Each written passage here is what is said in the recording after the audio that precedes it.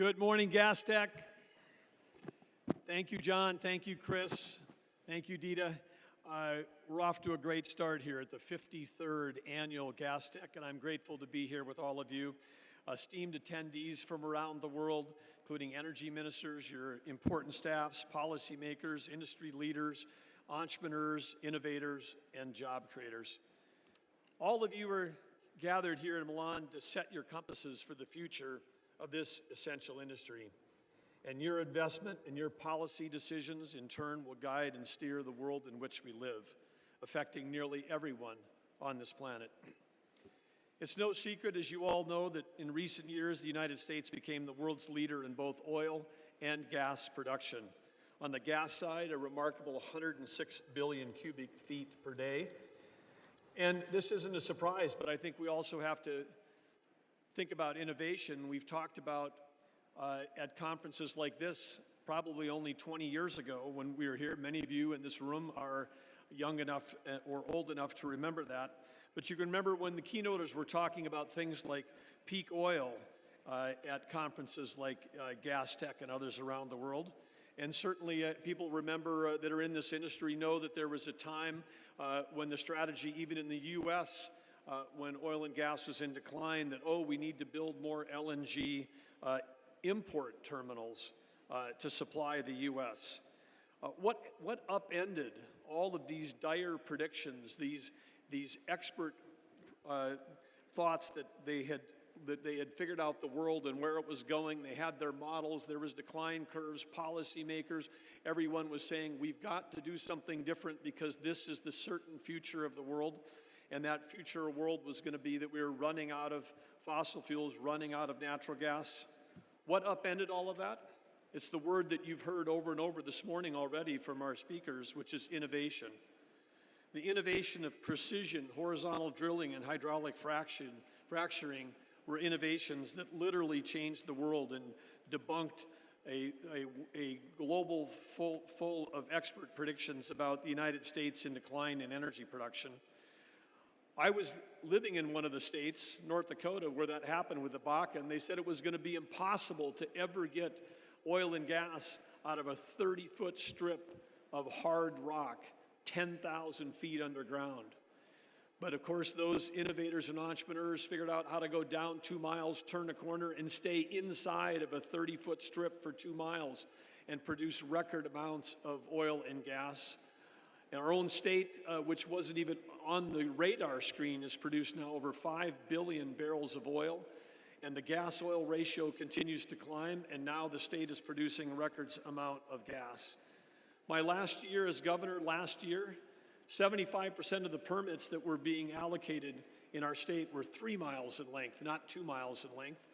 I was in a drill shack, and I asked a young petroleum engineer wearing a white lab coat, sitting in the perfect place, not a drop of oil around, one of the cleanest sites you can imagine. I said, how is it possible that you can go down 2 miles, turn a corner, and stay inside of a 30-foot strip for 3 miles, inside that hard rock? And he looked at me and he said, sir, if your house was 2 miles underground and 3 miles away, I could drill the lockout on the front door. This is the technology and innovation. This industry is a tech industry, and Gastech is the perfect name for this conference. What did we inherit as part of the Trump administration? More recently, under the Biden administration, their plan, of course, was to, I'll say, save the world from 1 degree of climate change in the year 2100, but they were going to save it through regulation, including regulating entire forms of energy out of business. This heavy-handed ideological approach was an innovation killer. This regulatory approach by the prior administration caused inflation in energy costs. It caused inflation in all prices because energy is a component of every price. It reduced healthy competition in this industry. It favored incumbents over innovators. It limited consumer choices, and it distorted demand signals. But I'm here to tell you that the Trump administration has turned the ship around 180 degrees. The Trump administration believes in innovation, the kind of innovation that created and built this entire industry, the shale industry, which has transformed the United States and transformed markets around the world. Innovation is forward-looking, and it solves tomorrow's problems, creates new possibilities. It drives up productivity, And of course, for humans, it improves health, well-being, and life itself.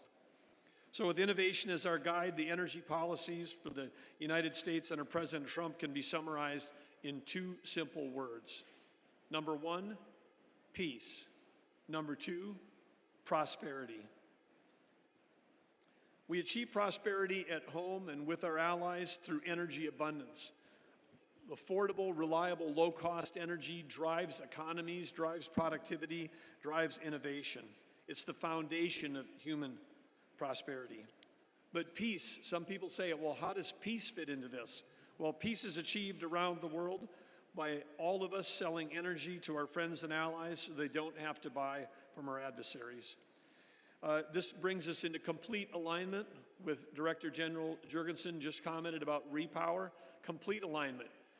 If you were going to summarize the U.S. policy right now in a sentence instead of two words, it would be let's sell energy to our friends and allies so they don't have to buy from our adversaries.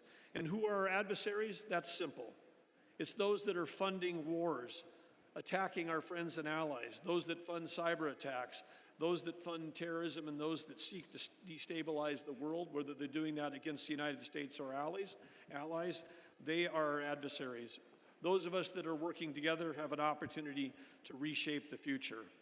What role can the United States play? Well, the United States is blessed with enormous and abundant resources.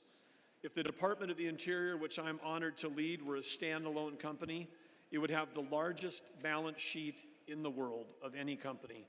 The public land and resources owned and managed by the United States federal government include over 700 million acres of surface, 700 million acres of subsurface, and an additional 2.5 billion acres of offshore acreage adjacent to the lower continental United States, plus Alaska, plus Hawaii, plus our territories, which span 14 time zones.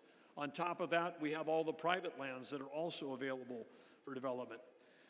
So when we say we're going to unleash American energy as part of an executive order from the President that John mentioned, when we say we're going to do that, we mean we're going to unleash it everywhere, onshore, offshore, from the Gulf of America to Alaska. Alaska is larger than California, Montana, New Mexico, and Texas combined, if you can imagine that, if you understand the thing. Alaska is a massive place filled with massive resources. The prior Biden administration issued 68 executive orders against Alaska.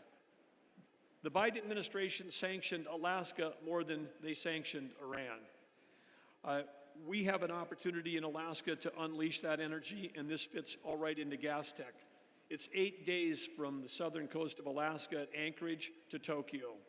For those that are our Pacific allies that are here today at this EU-based conference, know that when we have plans for over $100 billion of investment in Alaska to unleash the massive amounts of LNG there to supply to our traditional World War II allies across the Pacific, from Taiwan to Vietnam, the Philippines, South Korea, and Japan.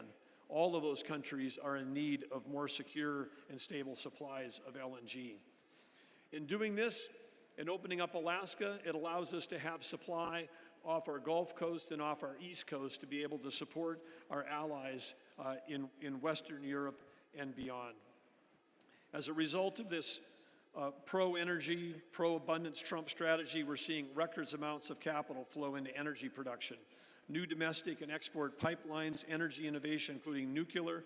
We're seeing massive 16, 18, $20 billion cost LNG export facilities being built. There have been 5 of those that have been approved this year, and a reshoring of advanced manufacturing.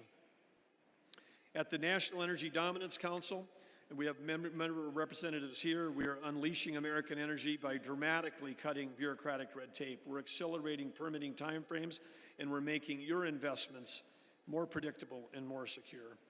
So along with the Vice Chair of the NEDC, who will be here tomorrow, Chris Wright, the Secretary of Energy, our partners across the federal government, EPA, Commerce, Treasury, the Department of Defense, FERC, and other regulatory agencies, we're all working in lockstep as part of this council with the administration to get projects in the ground and to get these dollars spent to help secure energy for peace and prosperity.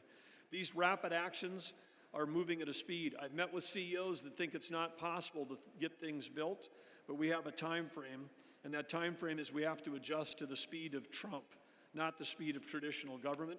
President Trump is, as you've seen from his actions, is a person moving with great urgency, and if you've got ideas about investments in the U.S., we want to hear them.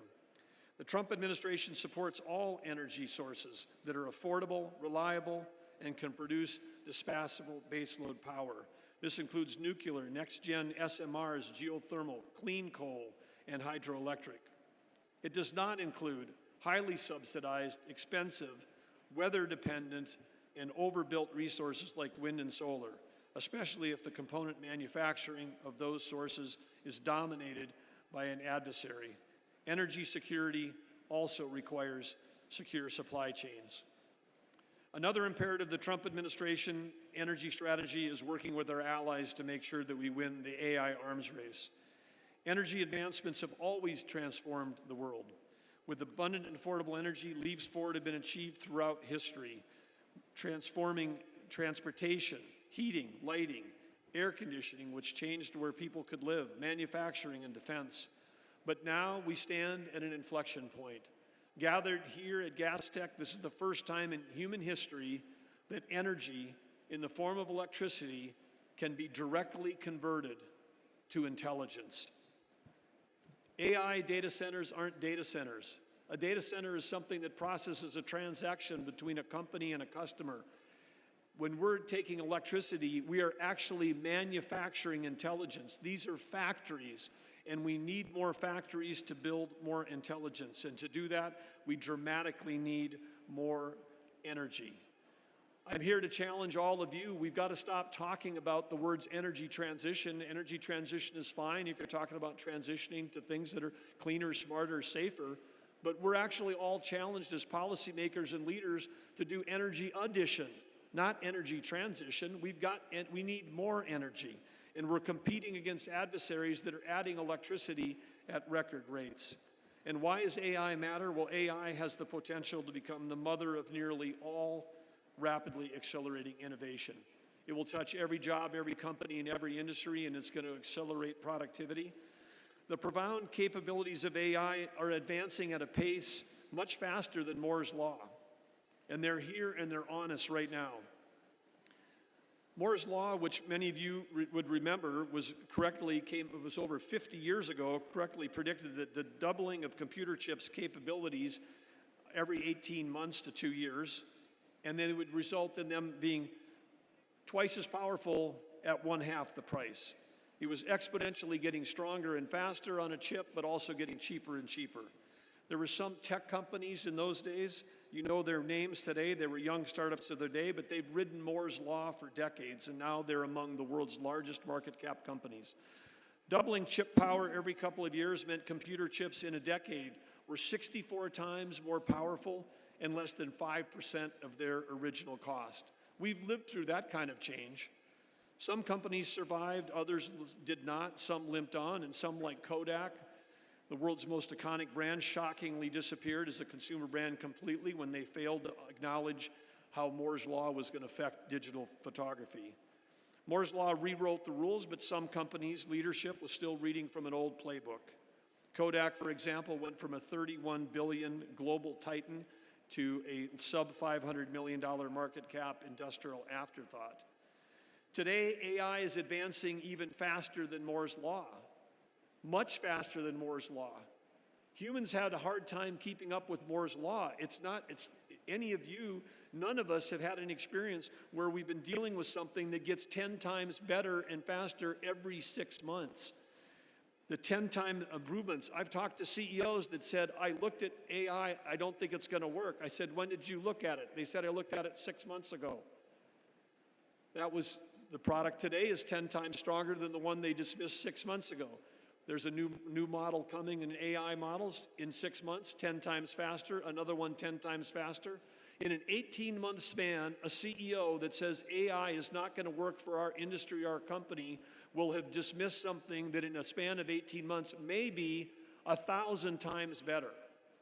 This is the point I want to try to make, because the demand for power is going to be driven by AI, and if we in the energy industry don't understand how powerful it is, how fast it is, we will miss the demand signal that's being driven from across the world. Is your company or your government prepared to embrace AI to create a competitive advantage?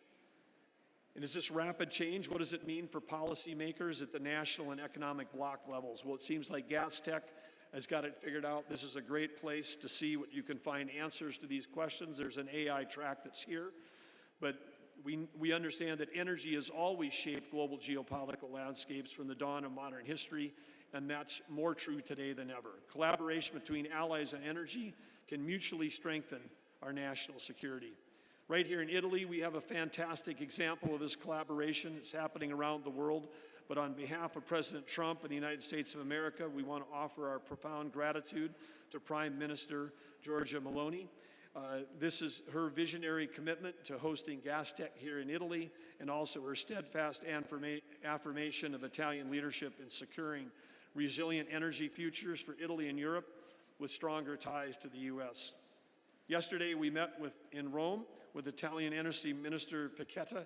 You heard from him this morning. Thank you, sir. Together, the United States and Italy signed a commitment to further strengthen our ties. In this document that we signed, the joint communique outlined cooperation to cooperate and strengthen energy and to foster innovation in the field of energy as we get ready for the AI revolution. Italy is expanding its regasification. The U.S. is expanding its exports. Italy is among the leaders in reducing their dependence to zero on Russian energy per the UE goals, and we're pleased to be a part of that. And as we say, we're ready to be here today. We'll be announcing more deals between U.S. companies and European companies here at this conference. I also want to extend a sincere thanks to U.S. Ambassador to Italy, Tilman Fertitta, his invaluable role in deepening the U.S. and Italy partnerships and cooperation across government, industry, energy, and defense. We look forward to more events with him today as we work to build these relationships. But to all partners, as I close today, I want to say the United States stands as a trustworthy long-term partner, delivering energy with integrity, innovation, and an eye towards mutual prosperity.